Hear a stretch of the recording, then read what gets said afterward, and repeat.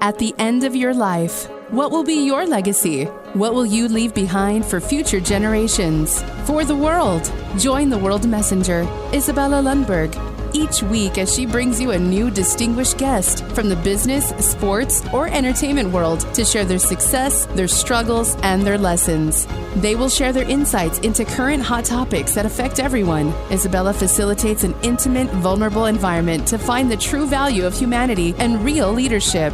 Are you ready for your legacy? The legacy that matters?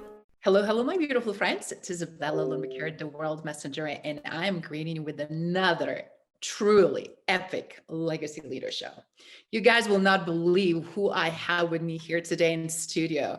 Not only that he's very awesome Rotarian and being trustee board member for a lot of museums, schools, and foundations, but he is also a published author, actually 9 times, and also keynote speaker, hotelier, and restaurateur. But more than anything, he's a chef, and not any kind of chef. He is the presidential chef who was actually cooking for presidents of the United States.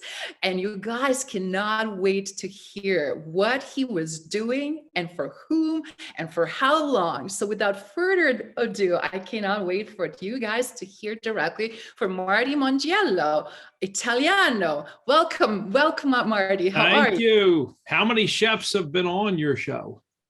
0. You're the first one. I'm the first one. So see that? Yeah. It's good to be here. Thank you so much, Izabela, for having me, and looking forward to it. Looking forward to having some laughs with people today. It's really what life is about. The more laughing you can get in and still do your work, the better off you are. So, right.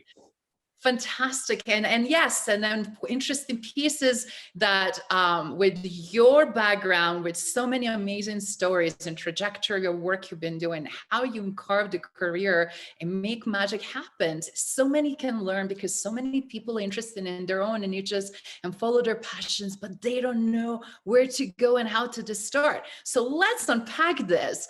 First of all, how did you get so passionate, of course, as Italian, into food, but desire to cook for others? Please tell us the journey of the chef. It was pretty obvious at the age of about 4 that this kid was interested in food. Mozart was playing at the age of 5. He was sitting in castles in London, playing for the king and queen as early as 8 years old. It was pretty obvious to everybody in the family that this kid is very interested in food. So, and I was actually the laughing stock of my family a little bit. They would come in to see what little Martin was doing in the kitchen. And I was preparing meals, as early as like 5 years old. I think my most famous dish was an Italian dish. Naturally, the most famous Italian dish in the world is pizza. But as a little kid, I was making my pizza slightly different. I was using bread that I would, butter and put, red sauce on, and then grated cheese all across the top. That was my idea of pizza. They said, I think what the adults found fascinating was that little Martin had all this silverware on the right-hand side and the left-hand side of the plate. I would use a towel for like a placemat and have my china set up on it. And I had 3 glasses, and they said, you would ask little Martin, like, what's in the glasses, little Martin? And so, of course, I had apple juice for my white wine. I had grape juice for my red wine, and I had water. So if you're watching a kid who's like 6 years old doing this, or whatever I was, 5, 6, it's pretty obvious this person's going to be a restaurateur or a hotelier or a chef or something, and I think that was the handwriting on the wall. Fantastico. I love that. Obviously, you followed your passion very, very early on. And then you've been on such an amazing trajectory with your career. Traveled the globe, went to a wide range of culinary schools. What was one of the most favorite things you did early on in your career that really propelled you where you were or where you are today? Yeah. I think honestly, my dad explained to me that people who do, jobs that they love are lucky suckers, because he told me, like, if you can harness your hobby and make money off of it, you're going to love what you're doing. Okay. It's very difficult for the majority of humans to harness their hobby, whether it's model car building or claying, or they do backyard painting, in the nude, whatever they're into. It's difficult to make money off of your childish hobby. Okay. And growing up and being an adult and doing some type of crappy, miserable work is what a lot of people feel as though they're chained doing, with a whip master walking up and down the aisle and a small black snake whip, keeping people alert. And you're over here at the water cooler too much, so let's break this up. Okay. People are really starting to burn down and burn out on that, and are sick of a whip master walking up and down the aisles. And that's really old world thinking. Is we're going to open a new corporation. Bob's got the $2 billion to do it. He wants a tower like 80 foot tall with the humans on each floor. We'll get the 4,000 humans in there each day, and we'll have a whip master on each floor. That's how corporations have run for a long time, right? Yes, very true. Yeah. So, I mean, I was really focused on doing what I love. And I remember that lesson, and I've told our daughter that numerous times. You really need to focus on doing what you love and enjoy. And it's been kind of crazy here at our inn, our bed and breakfast in the countryside.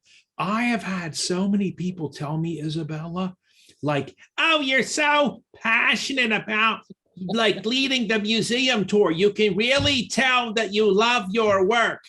You hear that like once, then it's 40 times. After 7 years, it's been 120 sometimes. Somewhere around 150 times I heard that. I started to take that on board. Like, wow, I never realized that I was exuding a trait that others were picking up on, and making that comment. You can tell that you really enjoy what you're doing. You keep hearing that. You keep hearing, is it coming out? It's not my intent. It's not even anywhere on the list. It's not part of like a focus to showcase that I enjoy what I do. It's nowhere in the business plan. 180 pages. That statement, that's is that happening? Are you seeing that? Yes, we are. It's like, oh my gosh, I never gave enough consideration to that philosophy. No matter what you do. So beautiful, because you're spot on. It should be that where that is so celebrated. It should be that is provided, give feedback and nurtured over the years, and following your strengths, right? And all amazing things you do, so that you're not only more self-aware, but aware how other perceives you. And I wish that we complement genuinely and honestly, truthfully each other, and really highlight these amazing, superb skills. But with that in mind, you just keep rocking it, and you did some amazing things. We're going to get back to the museum in a second, because we really need to tell the prior museum the story, this huge story, and I'm sure everybody watching and listening cannot wait to hear. You became a chef in White House. You were cooking meals for presidents of United States. Exactly. How crazy and amazing and unbelievable that is. Tell us, how did you get there? How could you compete with millions of others and get in there? And who did you serve? Tell us some amazing stories. So many stories behind how I got that job. The first one was falling flat on my face, actually standing back up and dripping red blood all down my white shirt. In complete embarrassment as a loser, calling my dad on the phone, crying into the phone, saying, Dad, I'm not leaving for boot camp for the Air Force. They want you to come down here and pick me up because of my heavy drug use. It's either that or I go to prison, but you need to come pick me up. My dad was like, what are you talking about? You're leaving for boot camp today on the airplane. I'm like, no, Dad, that's what I'm talking about. I'm calling you on the phone, telling you to come pick me up. They don't want me. I'm not allowed to go in. I have to return home. He's like, well, we already had the goodbye party with all the relatives last night, the cake. I'm like, Dad, come pick me up. I'm a loser. Okay. And so that was really difficult to head back home as a clown and an embarrassment in the entire family. Little did I know, I was not familiar with at the point that man plans and God laughs. Okay. I had never heard that yet. Okay. I had never heard in my 50s about fail, fortunate, attempt, in, learning. I had to hear that from an Indian dude, a fellow vice president, about 3 years ago, what fail means, F-A-I-L. I was not familiar with these things. I was 18, getting ready to leave that day for boot camp in the Air Force. I had no idea that my dad was going to help me to get into the Navy. The Navy, you can have 2 drug waivers in the United States, okay, and still be able to go in. I went away to the Navy. I had no idea that only the United States Navy works in the White House with about 75 Navy chefs. I had no idea about these things, and that one day I would be possible for me to become a White House chef through my service in the Navy. What an amazing happenstance, right? Wow, you totally different perspective. I never thought about that. Yeah. The perspective of a loser and what it means to be a loser in life. That's the moment when we feel like that. But of course, it's more to every single one of us. But I just never thought about that. Also connecting the dots, serving in the Navy. It's a door opening for the White House, and then how that got you the path to be a chef, and how actually helped you to rediscover yourself and your dream, right? And then that was one of the things my captain on board a submarine said to me, Captain Patrick J. Casey. He said, come on in here and shut the door. I was standing in the door of his stateroom. He's like, sit down. I had never sat down in the captain's stateroom in my life. Okay. Now I had done the floors on my knees and cleaned the toilet and the shower and all that kind of stuff.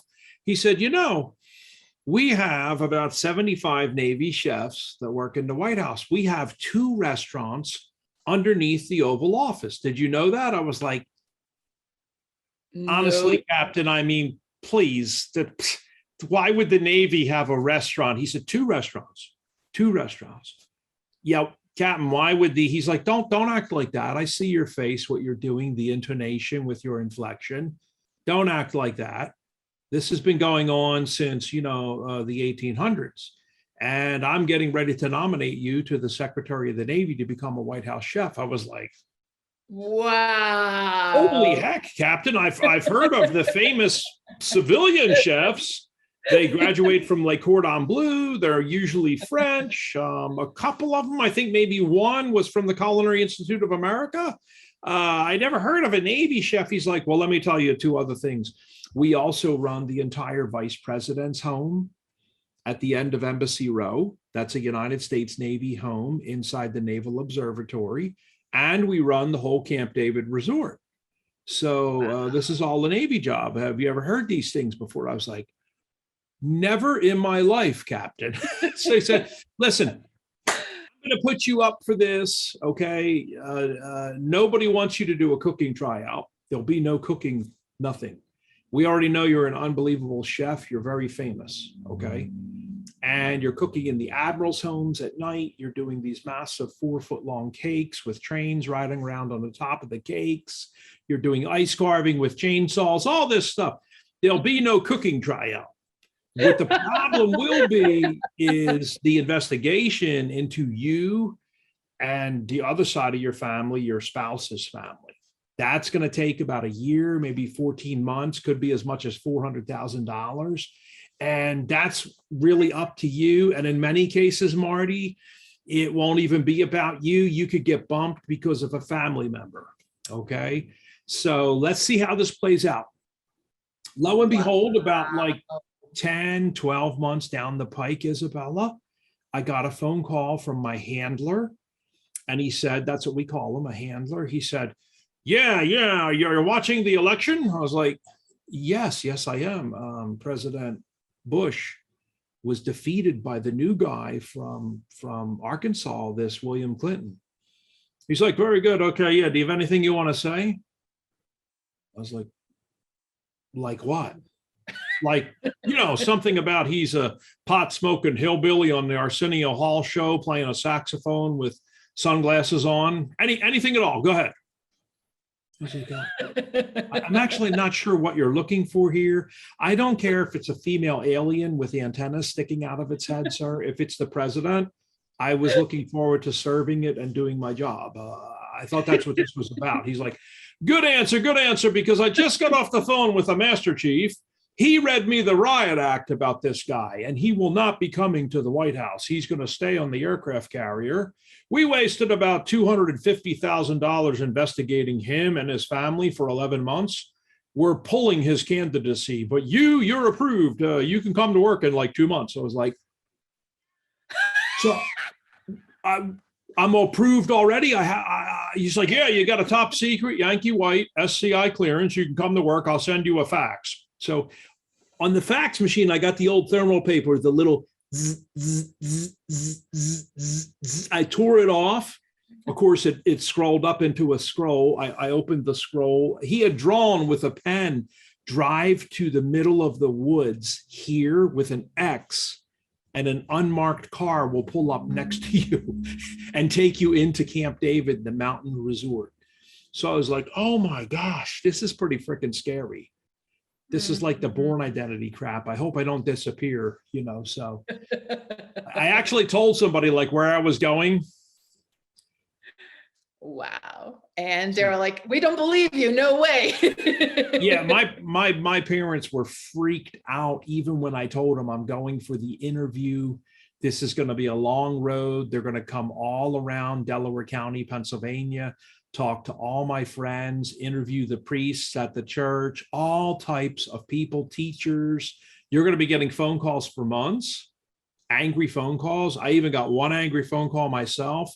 It pretty much started out, Izabela, the first 30 seconds, was screaming and yelling with F and MF and F. And I was like,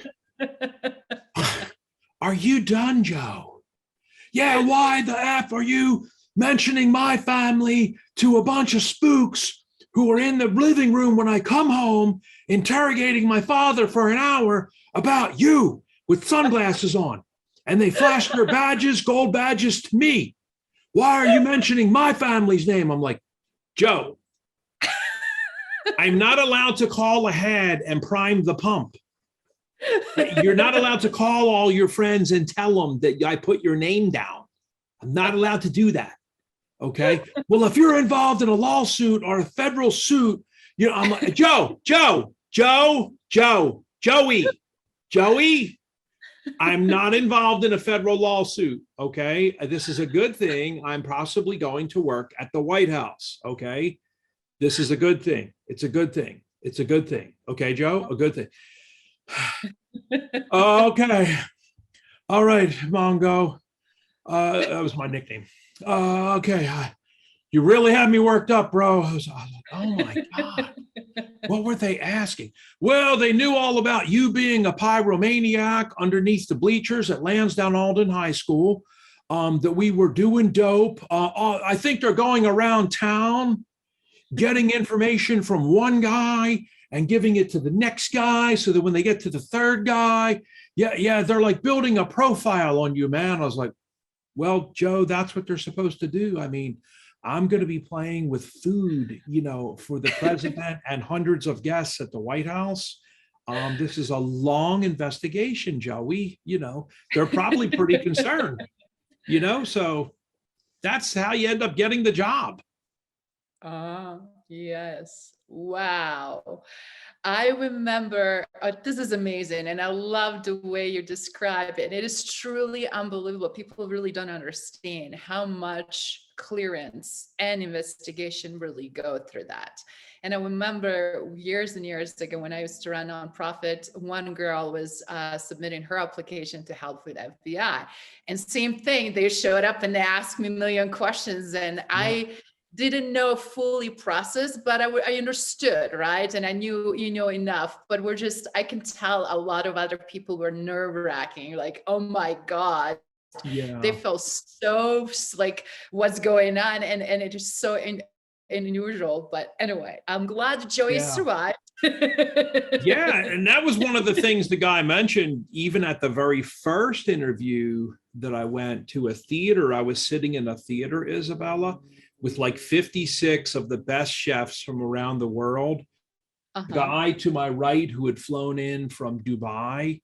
There was another lady who had flown in. She was off of an aircraft carrier. She was the captain's private chef on the aircraft carrier.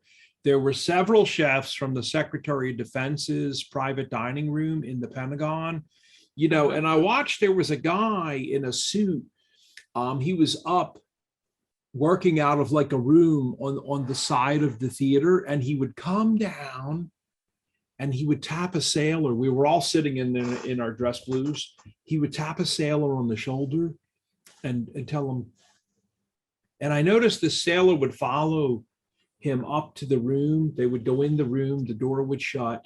This is while on the stage, there's a Master Chief Petty Officer giving a presentation about what it's like to work in the White House, how we have, of course, Air Force One and the helicopters from Marine One. He was doing a full presentation.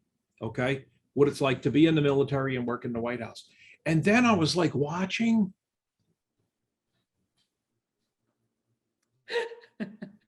I would watch. That sailor left the building in the middle of the interview. And then the guy would come out again and he would get another person and bring them up to the room. And I was like, I wonder what's going on up there, because these people are like leaving. We lost like half the audience. It took me 10 years to find out. I was living in Japan when I found out, because I was now hosting a White House symposium. The White House contacted me. They said, hey, we're coming over to Asia. Would you host at your headquarters with your admiral? Do you have a theater? We want to host a recruitment thing. I was like, oh my gosh, yeah, I'm alumni. Sure, come on in, Master Chief. So, but I asked him, I says, listen, I just have one question. What is that dude doing in the suit?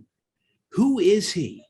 He's like, well, it's not the same guy that you had, but he's running a miniature background investigation on people. I was like, and when the people leave in the middle of the presentation, because the audience went down to like half, what is your recruit? He's like, we're actually getting like 3 people out of 100. Wow. So we'll get like 100 of the best chefs in the Navy. We're actually able to at the end of the pipeline, Marty, 12 to 14 months, we're actually able to get like 2 or 3 that can make it through. Wow. And he said, what the worst part is when we tell them how therapeutically intrusive this is going to be, psychosocially, all through their life and everything they did with everybody, a lot of them tap out right away and say, absolutely not. I am not having people go, 2 people, agents in suits with sunglasses and gold badges, all around my town, asking my church, priests. You can't talk to priests about what a person did or said. Is like, oh, yes, you can. Yes, you can. Gosh. And they'll tell you like right away, Izabela, absolutely, take me out of this frickin' process right now. I don't need to work at the White House. Okay. Absolutely. And he's like, we lose like 40 that way. We lose another 40 through liars. And sometimes bad things come up in their process. Like we'll mention to them, is this your Uncle Ralph here? Is this a photograph of you with your Uncle Ralph 6 years ago when he came to visit from Montana? Yeah, your Uncle Ralph is actually a senior lieutenant in the Nazi Socialist militia. Did you know that? You see people like, what? Yes, your Uncle Ralph. He's a senior lieutenant. He's a senior Nazi officer. They're like, oh my God, what are you talking? We're actually wondering, we're asking you. No, I don't know any of this. Well, he's involved with your father, who is a colonel. Did you know your father was a Nazi American colonel? So, oh my God, what? We're going to be bumping your candidacy. You can stay in the Navy. We're not going to remove you from the Navy, but you are definitely never working at the White House. Okay, you may have a few problems to go talk about in your family. Okay, we're not trying to start anything up with a hate mechanism, but we're removing your candidacy. So this Master Chief was telling me, he's like, we lose a lot of people. We find out that they beat up their wife and turned their kid into a paraplegic in a wheelchair some 12 years ago. They think that we're not able to review an expunged record in a sealed black document from the court where it was sealed by the judge. They think we can't see this stuff, Marty. Yes, we can see it, okay? And we don't want anyone who can be bribed, who would be susceptible to being turned by counter recruitment from another country, to like put a needle into the chicken breast of like 20, 30 chicken breasts while you're back there cooking a state dinner. We wouldn't want that, okay? So you understand, right, Marty? I was like, a needle in the what? In like the chicken breast, you just hit it, I'm like, oh, no, we wouldn't want that. I understand. So it took about 10 years to find out a lot more. Wow, what a journey and what a rigorous process. But what also says so much about you, your integrity, your transparency, your honesty, and how you lived your life to that point, that you were able to not only pass the most rigorous, obviously, background check, to be able to be invited in, and not only to start to serve to see if that's going to work out, but to spend how many years in White Houses and what Top Chef? Yeah. So it's a 3-year tour if you're in the Navy. And then if you're smart, you leave and you go out and do other things. So I actually went and moved, to Japan. I went back to sea service on a nuclear submarine, one best restaurant in the world. Went on to do a lot of things, went to live in Europe, went to live in Hawaii. I did not want to hide in the White House. So, now this is 6 presidents that I've worked with, from Biden all the way back to H.W. Bush, in one way or the other, whether it was GI rights programs or the Veterans Housing Bill. Biden, actually, I started working with him on childhood hunger in 1994. Wow. Yeah.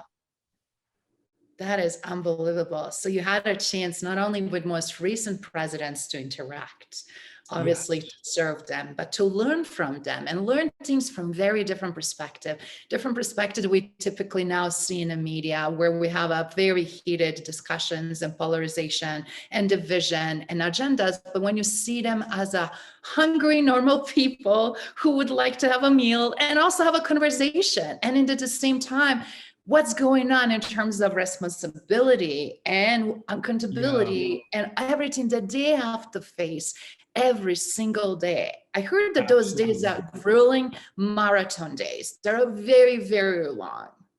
Yeah, if you're in the military like I was, I have a 30-year retired certificate.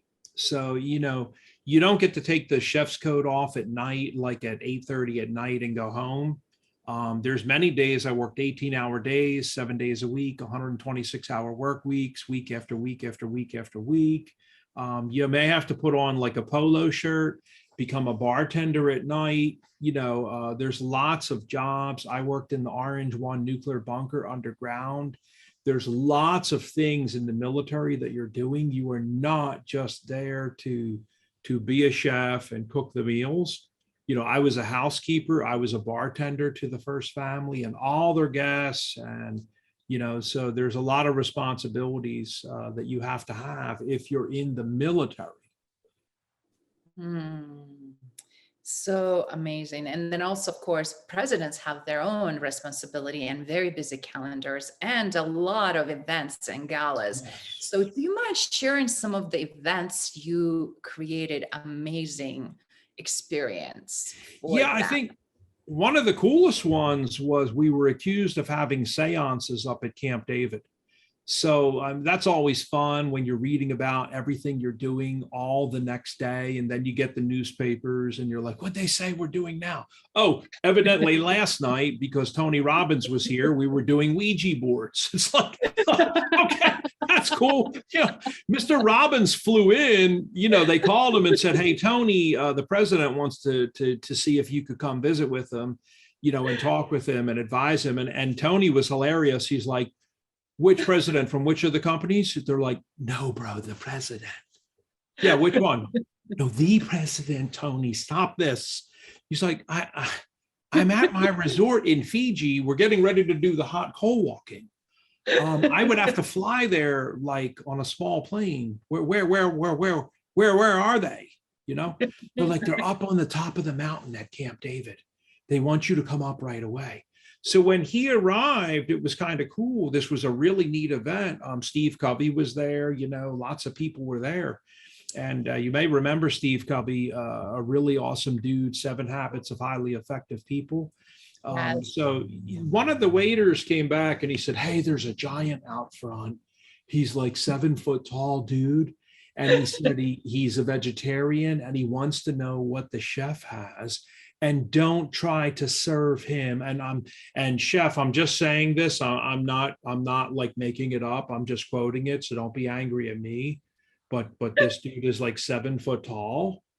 I'm like, wait a minute. Let me go look through the one-way mirror. So I go over there. I'm like looking. I'm like, bro, that's Tony Robbins. Awaken the Giant Within. It's freaking Tony Robbins. Of course he's 7 foot tall. What did he say? What did he say? He's like, he doesn't want some BS fake vegetarian dinner. And he gave me a couple examples of what would be fake, like a big salad. And he said under his breath, that's not a meal. Or a big plate of steamed vegetables. That's not a meal. So what do you have? And he got out his pen and he's like, I'm going to write this down. What do you have, chef? I was like, oh, dude, I got this nailed. I got some pierogies if he wants Polish. I've got some mashed potato and cheddar stuffed pierogies. I can do them in a skillet with butter and onions if he wants. If he doesn't want the onions, I can just do them with just the butter. Okay. Also, I have a vegetarian lasagna ready to go if he would like to have that. He's like, oh my gosh, this is like really good food. So I gave him a couple of different things. He went out there. He came back. He said he's really excited. This is actually real vegetarian food. Thank you so much. Okay. He was super pumped. The only question he had was on the butter, since that's from, like a cow. Do you have any of the non-cow? I was like, oh yeah, we have like a choice of 5-6 different butters here, fake butter, all types of stuff. We don't have to use, I wasn't going to use cow butter. You said he was vegetarian. He's like, oh, okay, I probably screwed that up, but yeah, that's great. He's really happy. So, and he come by the kitchen later with Steve Covey. And then I went down to the White House because they said Steve Covey is going to do a private invitational with a private teaching inside the White House.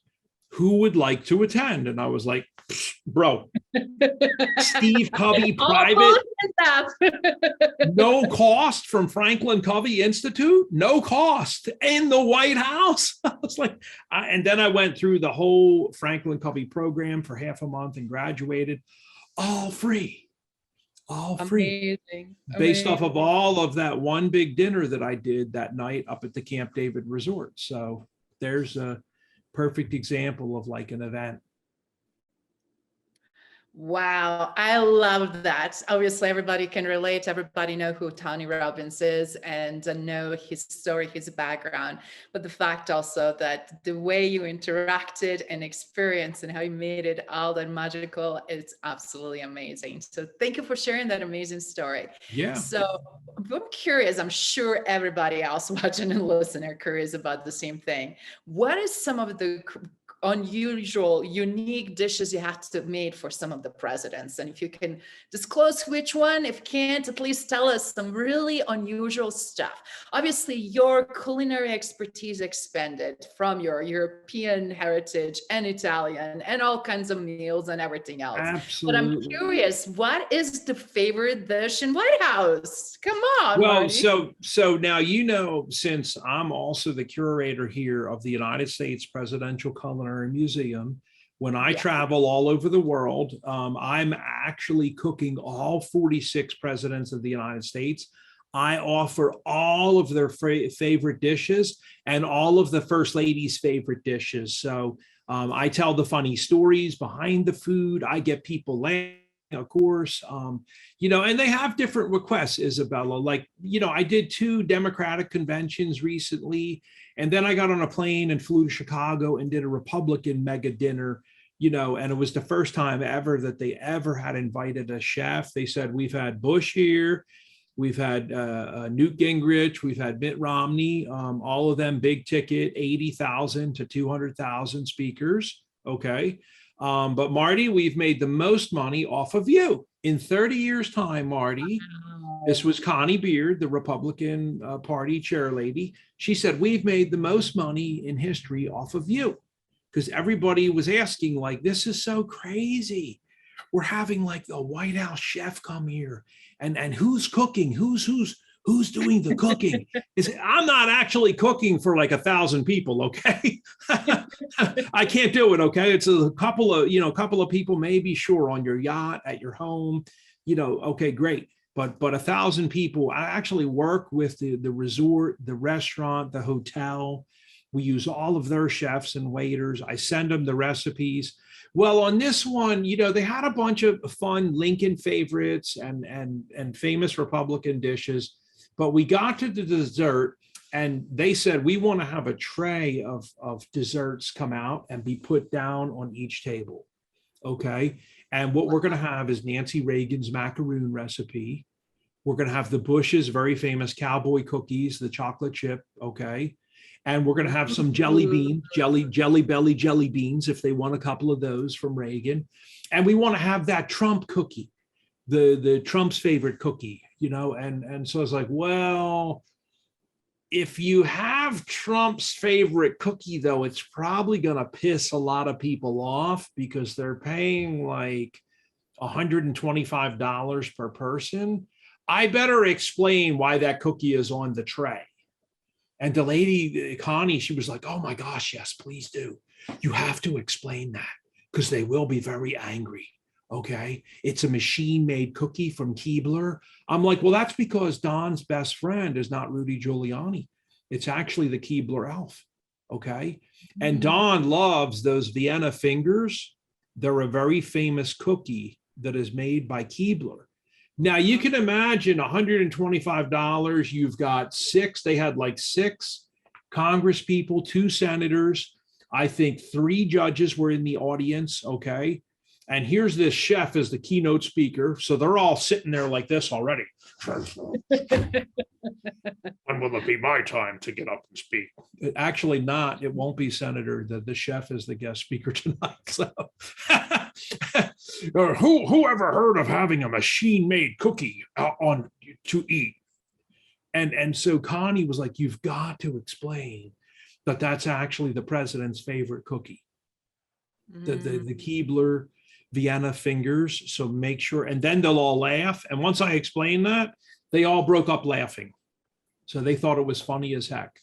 And that particular president, Trump, he is very famous. He likes the food manufacturers. He loves fast food like Clinton. He's a big advocate for fast food companies, you know, so naturally, you know, and you're not here to make fun of people or judge them.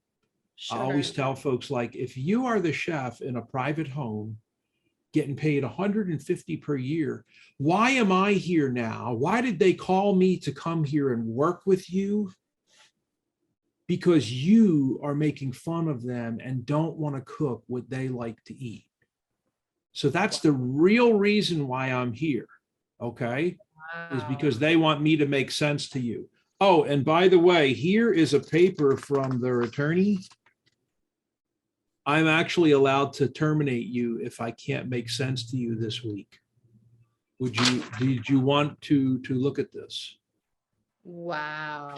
And it's crazy. I'll go to some of these homes and they're like, yeah, he's back there doing like about the wines we serve. One of the other servants mentioned to us, Marty, he went like this.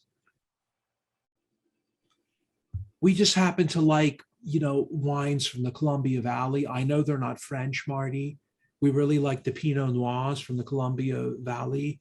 I'm like, he should not be doing that at all. He should not be. He was doing that like with his finger in his mouth. That means that like, that's gross.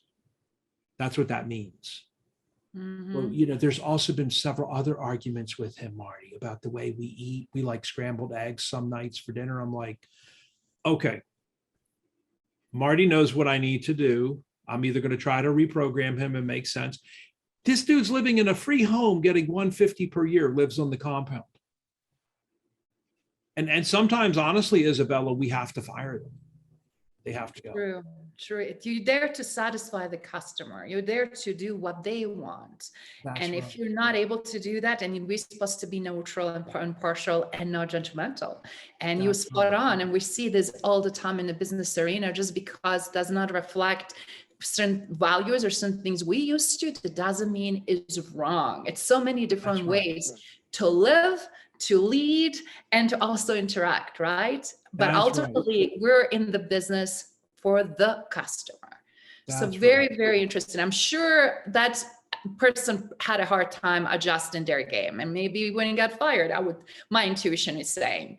But I'm curious how that story ended up. What did you have to do? So that particular story was able to be reprogrammed. Okay, the face of fear came over them. Another loving couple where out in Jackson Hole, Wyoming, that I went to visit, that massive estate where they lived in a free home, had a free car, free gas, free insurance, all free utilities. Plus the owner told me, when they moved here, Marty, I let them go out to IKEA and spend like $35,000 to furnish the place the way they wanted it to be furnished. I guess they're going to take all that furniture with them when you fire them. I'm like, no, they're not. No, they're not. No. Okay. No, they're not. Okay. They were just very dissatisfied. Now, I do have a rule, Izabela. I tell them the only time you're allowed to be pissed off is if you go to prison on behalf of your employer. Okay. Mm-hmm. If you go to jail, you can be angry. Okay. If it was not your fault, you did nothing, you were only doing what they told you to do, and you go to jail and you're in the slammer. Okay. And this happened with President Carter. So then you can be angry. But if it hasn't happened and you haven't gone to prison yet on behalf of your employer because of something they told you to do, then you have no right to act this way. And so everyone's always saying like, well, oh my gosh, who went to prison for the Carters? I'm like, well, first of all, the Carters had a nanny that worked at the White House who was a convicted murderer. Okay. Oh my goodness. And people in all the newspapers was always big, bold print, convicted murderer, sprung from prison, now works at White House, watching children. Okay. So they knew that there was a convicted murderer working in a White House. It was not like a hidden identity or, oh my goodness. Okay, please tell us more. No, she was a huge, big case of the Carters. And they were like, this was wrong. She was illegally imprisoned. She did not kill the person. That is not true. And we're not firing her. And she's going to stay here. And she may be a convicted murderer. That is true. We cannot take that statement away, but she didn't do it. And we're not getting rid of her. And yes, she watches our daughter, Amy, alone in a room. Okay. All the time. We love her and we trust her. She is a convicted murderer. That is true. And Jimmy did do an interview with Playboy magazine. That is also true. But unless you have something else, get off our back. So sometimes there's trying situations. And I had promised I was going to show you a short clip from my TV series about the Carters. So I will put that up here for us now. This is pretty short. Let me just share that with everybody. That will be And fantastic, Marty, because we love these stories, but it's also good listening to them and hearing what actually all of this means, because a lot of times we first react, right? And as you just said, explained, makes so much sense and also shows the different characters and their personalities. absolutely. So let me make sure you can see that okay. Yes, we can. Please proceed. Okay, I'll hit the play button and I'll pause it just 1 second to make sure you're getting audio there in Colorado. Everybody, welcome again. I'm Marty Mongiello from the United States Presidential Culinary So can you hear that okay? Yes, perfectly, please. Okay. Museum and enjoying another episode of Inside the President's Cabinet.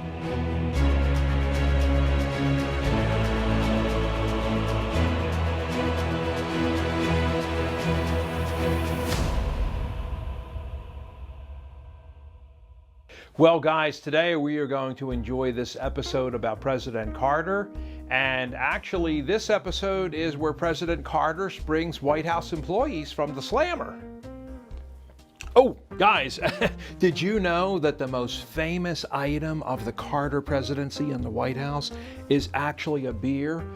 Billy Beer, his brother, showed up and had a hand truck and brought some in. And of course, the social secretary warned the Secret Service, don't you dare say anything. He's going up to the Oval and he's going to do whatever he's doing. This is Jimmy's brother, but Billy. You are not stopping him.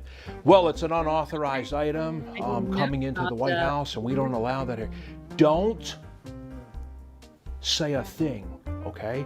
We're not having an embarrassing episode today. Of course, his brother, Billy, then hands out six-packs in the Oval Office to several people. And the Secret Service goes crazy because we do not allow food items, gang, to be handed out to other heads of state from all over the world of untested, unlicensed, unauthorized drinks or food. We burn all the food. I covered that in one of the previous episodes. When you guys send pies and cakes to the White House, every day it goes in a dumpster and gets lit on fire. Of course, the president's brother says, is there a problem with it? I'm just here to hand out six-packs to folks. Let them enjoy it.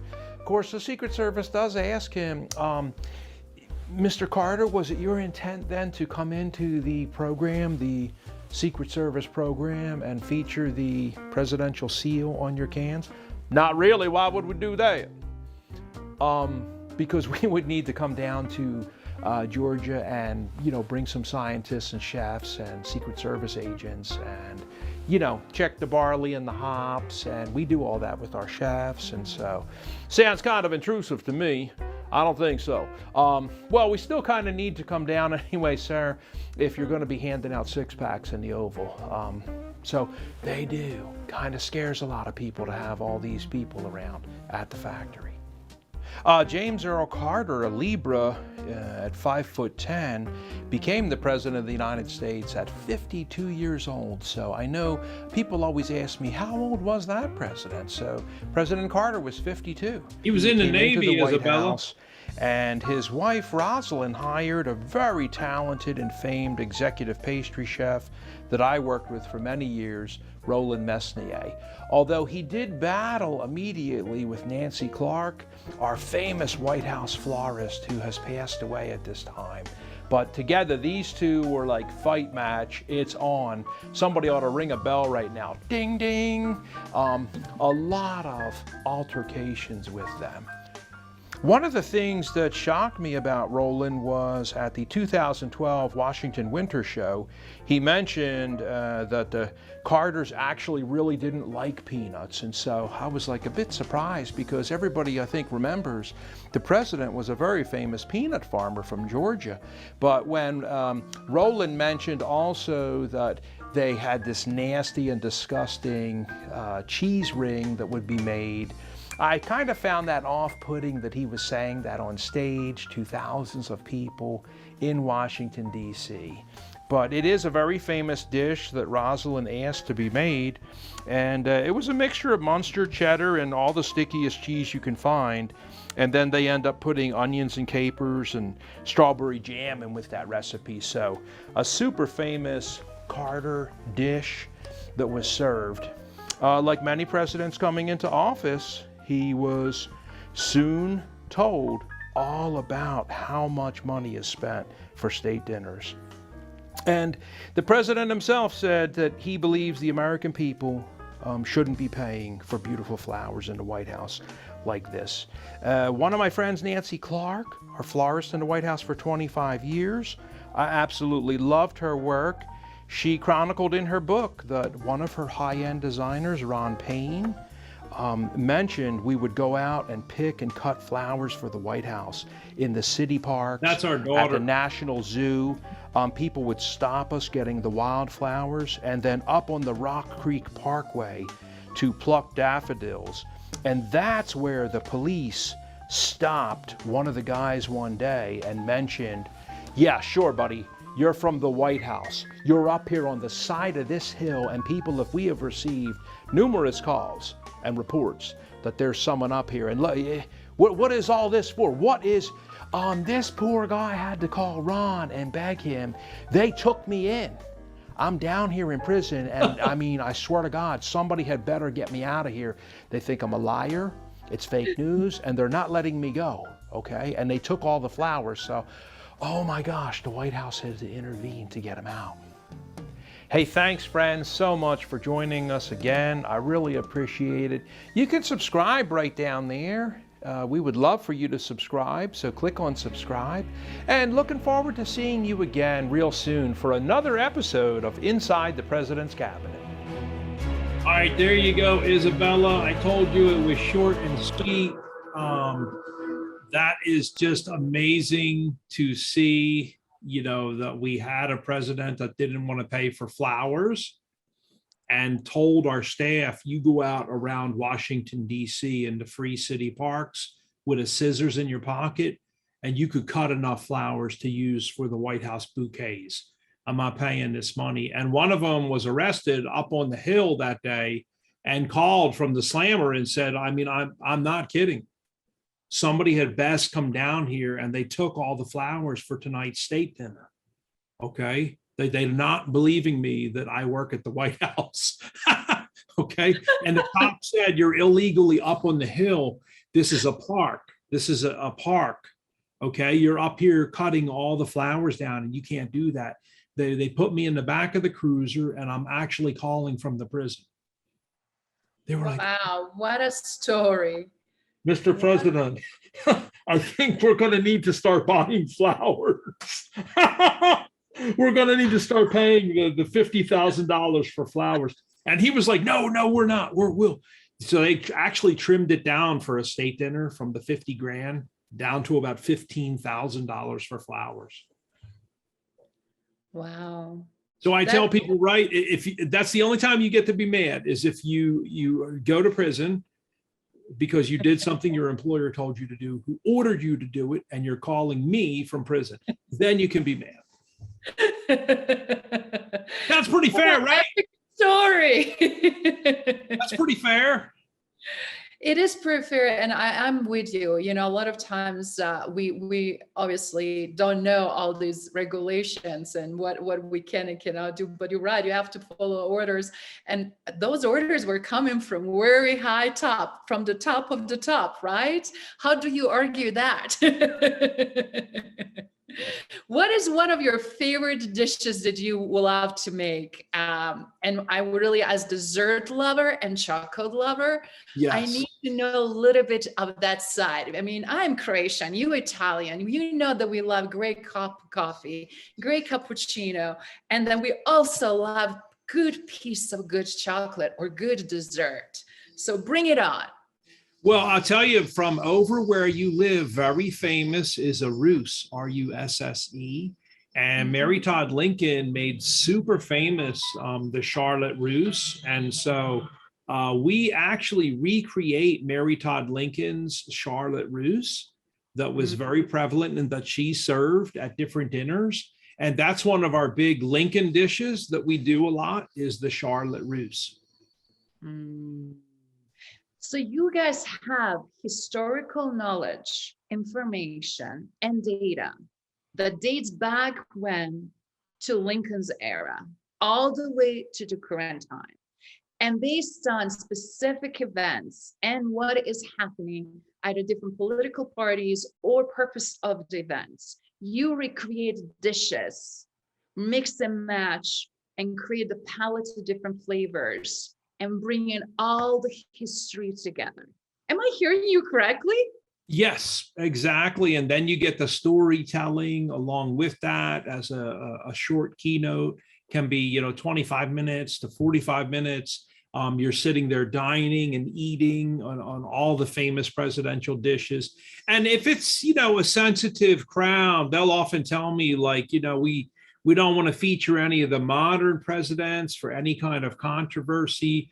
Let's stick with some of the ones that people love. We can do Washington, Lincoln, Kennedy. Let's stick with a bunch of presidents that were very popular, that everybody kind of sort of knows, and serve their favorite dishes. And oh, Marty, do you happen to know the favorite cocktails of every president and first lady also? And yes, we do. We can do that as well. What did you have in mind? We'd love to have like 4 specialty cocktails at the bar for like 2 hours before the dinner. Why not? Let's do it. You want to do like a Nixon cocktail? What you want to? They're like, oh my gosh, yeah. Did Nixon like to drink? I'm like, oh my God.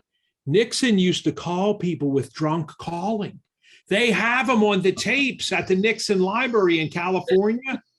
You can like go online today and listen to the drunk phone calls that he made. They have all those tapes are available because many people, they can't believe this.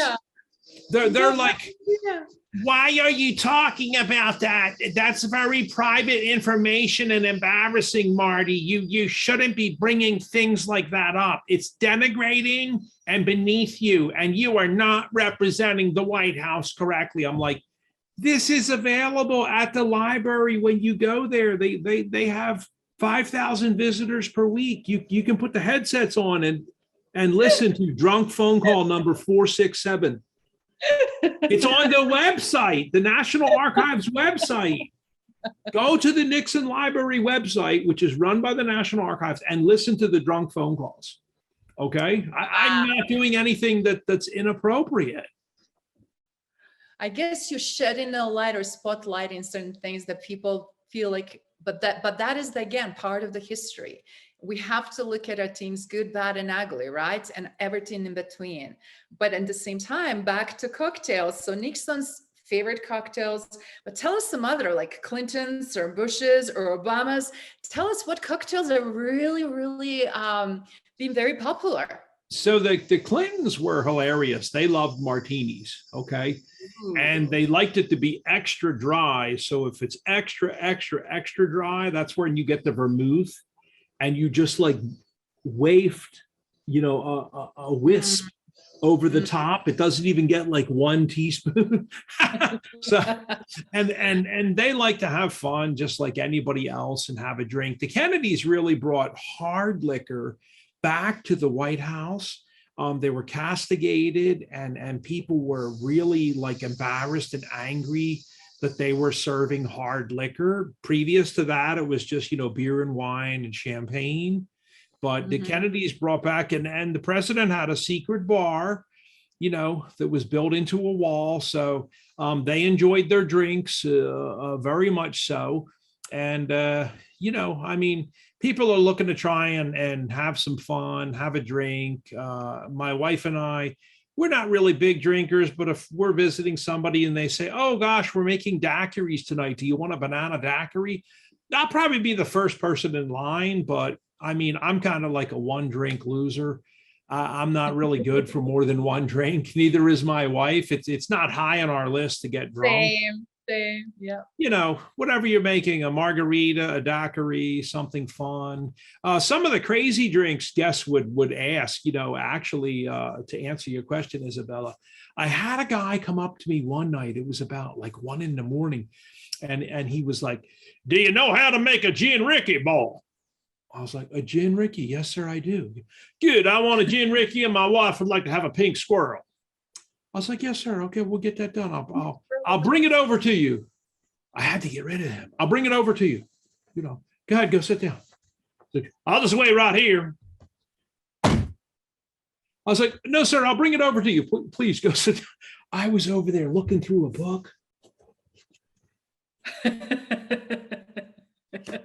I went and told my boss the next day. I was like, we are having a serious problem, the guys in the Navy. People are asking us, do you know how to make a golden Cadillac?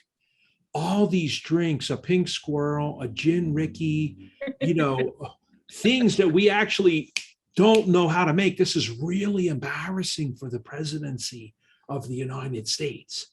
We're looking them up in a book. Okay. He's like, well, what are you going to do about it? I'm like, I've already called the Maryland Bartending Academy. I've got myself and one of our best chefs is going. We're starting class on Monday. You have to go down there 5 days a week. We'll be gone for 2 weeks. We'll come back to work every day in the afternoon. Okay. Wow. It's like, oh, this one thing I like about you, Mongiello. You come in here with these nightmarish problems, but you always have a solution. You're not dumping your problems on my desk like some of the other chiefs used to do. He was an officer. I was like, no, sir. No, I mean, I was taught that when you come in with a nightmare for the boss, you have to have at least 3 solutions. Yes. And then to identify what you're recommending, your recommendation is to go with number 2. But I leave the ultimate decision to you, Admiral. Off we went. We graduated bartending, and as soon as we came back, I sent 2 more to put an end to that. Fantastic. So you had several generations or multiple other graduates. And interesting thing. Okay, so tell us some other names, because those names are amazing. I'm going to be Googling those. Like, how about you guys? I'm now curious what all of those drinks means, but what is something most outrageous? I mean, I'm just curious because how did you figure it out and find the recipes? So yeah, I think the most outrageous dish I ever made, and I'll end today just by sharing this particular story, is very rare that they want the vice president and the president together anywhere, okay? Because they each have their own nuclear football, okay? We also have a nuclear briefcase with the Secretary of Defense. We have, other people who are part of the nuclear launch program, okay? So I'm not going to tell you how many we have, okay, how many nuclear footballs we have.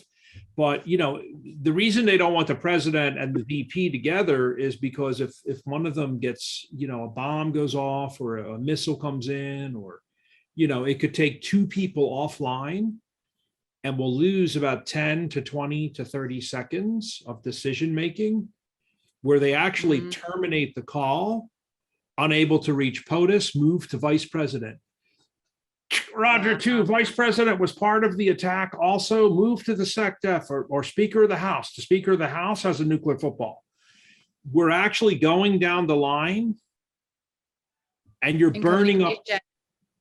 Yeah, you're burning up time during these war scenarios. 4 minutes, 32 seconds. There's a computer talking out of the ceiling. 4 minutes, 22 seconds. Speaker of the House, this is a simulation. We have you on the line.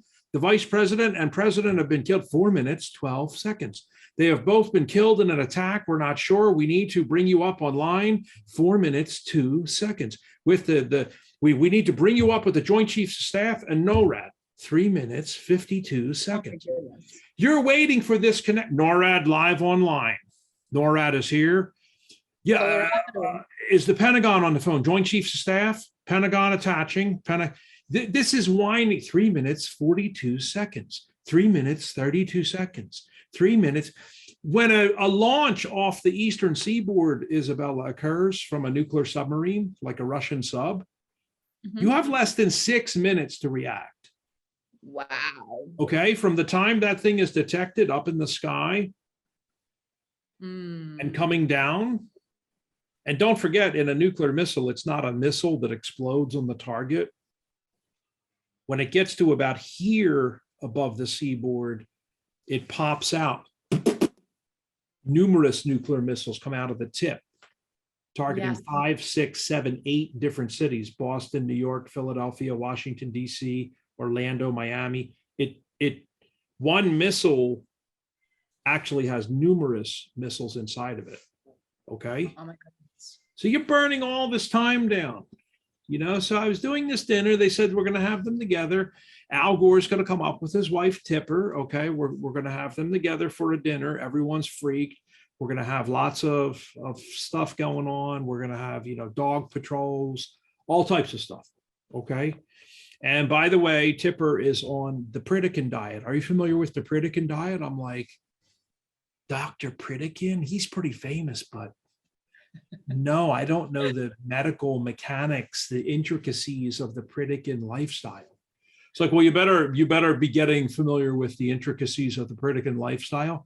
I'll give you about, take 20 minutes. It's like, the dude has published a couple of books. Okay.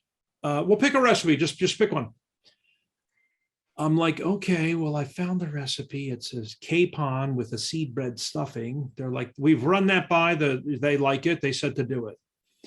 Okay, I'll do that recipe then. Okay, it's just for her. Okay. And a lot of those dinners, Izabela, that's maybe what it's like. We've got 12 meals approved by a rabbi. We've got 17 people that are eating, vegetarian. There'll be 6 tonight who are doing, kosher. We've also got 42 that are on the Richard Sear, it's like the what? Jenny Craig, or was it South Beach? No, Richard Simmons. I'm like, okay, so 42 on Simmons. You're cooking like all these different. You had best if somebody comes back and asks you like all about South Beach and everything you know about it. You had best know like what you're talking about. You're talking to a billionaireess. Okay, I could have just brought my own chef to cook here. It's like no, we've got it. But this capon with seed bread stuffing, it had a weird ingredient. It was called millet. And now I'm driving all around to health food stores. There was no Whole Foods in the 1980s. That didn't exist. Okay. You had to buy ingredients that were like healthy to eat inside like little health food stores. And when you went in, there was usually a Jiffy Pop guy with a big hat. Yeah, man, how you doing? He was from Jamaica or something, and he was very healthy eating. And so I'm looking all over for millet. I could not find it. I could not find this ingredient. And finally, at a hardware store, I found millet. Even the White House for like 5 days had drivers driving around to 4 different states. They called me. They're like, you're going to have to like switch this dish because we can't find, it's actually bird seed is what millet is. It's bird seed. And if that's what's supposed to be in Dr. Pritikin's stuffing, we can't find it anywhere. I'm like, okay, let me look one last place. I went to a hardware store. Luckily, the millet I bought was USDA certified. Okay. I bought food actually from a hardware store. I washed it and everything and made the seed bread stuff. So that was the craziest Odyssey journey of like 12 days long, trying to find one ingredient with almost a dozen drivers driving all across 4 states. Yeah, wow. we used to offer drivers like, look, if you find the ingredient, we'll give you $100. Like, there's a guy out front. He just asked, do we have Rolling Rock beer? Where are we going to get that? I'm like, I really don't care, but you go to Delaware, you go to Maryland, you go to Virginia, and you drive all around DC. And whoever comes back with Rolling Rock beer, gets the $100. So unbelievable. Marty, this has been so enlightening conversation and reflects so much, not only in phenomenal stories, but characters, real people, and people that we really will never had a chance to lean and glean into from this beautiful perspective. It's reflection of your amazing leadership and journey you've been on.